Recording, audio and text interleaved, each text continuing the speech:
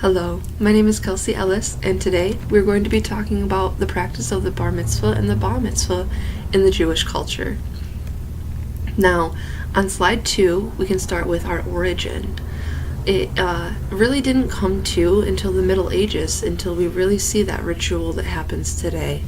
It does start around the 6th century CE. We see a little bit of it, but not quite the full ritual it is now. North America did hold its first bar mitzvah in 1921 to Judith Kaplan. Moving on to slide 3, what is a bar mitzvah? What is that?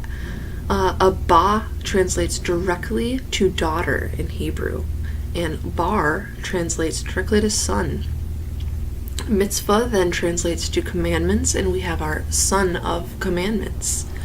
Now, it is age 13 for boys and 12 for girls, but they're not asking these children to become adults.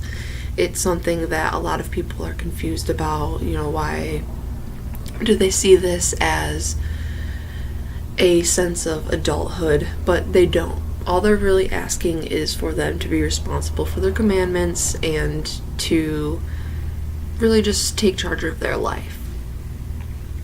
Now, the term directly does refer to the child itself or the celebrant itself, but people nowadays really tend to use the term to describe more of the celebration itself. So you would say, I'm going to a bar mitzvah or a bat mitzvah, but it really does translate directly to the son or daughter of commandments. So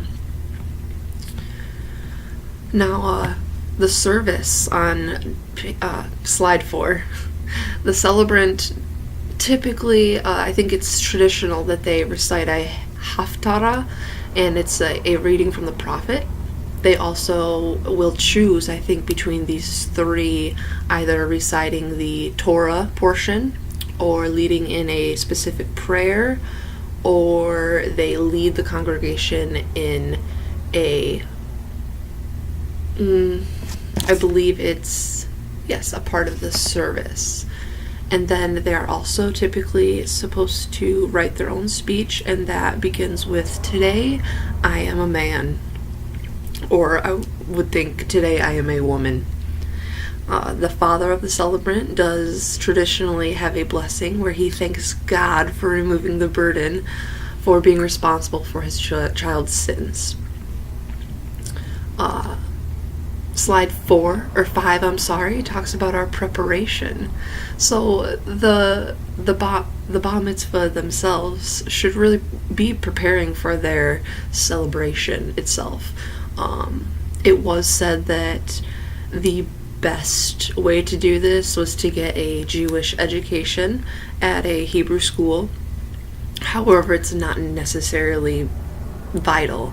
There's also a Sunday Hebrew school and a Chabad center, in which there are several pre-bar mitzvah classes that are available, and ways to learn about their mitzvah project, in which each of these children are supposed to choose a commandment. They have 613 to choose from.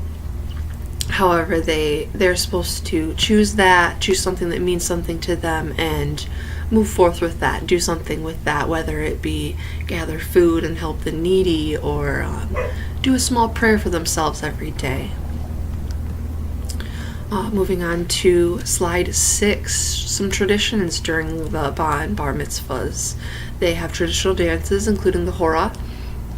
The men and women do dance separately, which tends to lead a more laid-back sense of dance. They have formal wear, so it's more of a fancy thing. They don't have a traditional cape wear or dress wear that's necessary, or colors, but they do dress up. It is fancier. And then they do abide by their kosher food laws, which is specifically meat or dairy. Things are divided into 3 portions, which would be meat, dairy, or pariv, which is neutral, neither meat nor dairy. So if you see meat at this festival or this celebration, there will be no milk for your coffee there.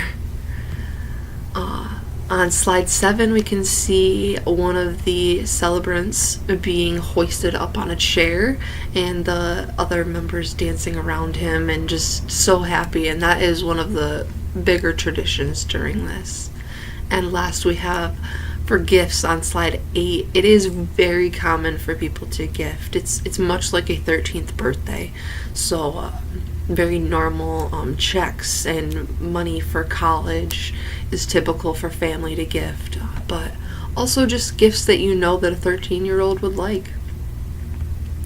And then slide 9 just has my references. I did read a lot from 101 Judaism and the origins of the bar and bar mitzvah. Thanks so much for joining me today, and I hope you learned a lot.